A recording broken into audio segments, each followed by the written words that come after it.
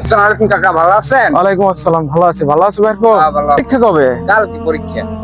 প্রস্তুতি কেমন? গেলাম হুজুরের দ্বারে, হুম, 8টা কলম লই গেছি। হুম, আর মাথা শীত তো করলে ফুদি দিয়েছে একটু। হুম। আর পানি পুরি কি যেন দিলে, দেওয়ার পরে কইছে যাও বাবা পরীক্ষা হইবে, আলহামদুলিল্লাহ ভালো। এই আর হুজুরে যে তোমাকে ফু দিছে, কলম পড়া দিছে, এর মানে এটা না যে তুমি পাশ করে যাবে, ঠিক আছে? হুজুরে পারে দোয়া করতে, কিন্তু তোমার এই যে কলমে ফু দিয়েছে, তুমি লিখে ফেলবা, সবকিছু পরীক্ষায় পাশ করে ফেলবা, এটা যদি তুমি বিশ্বাস করো, এটা একটা শিরক।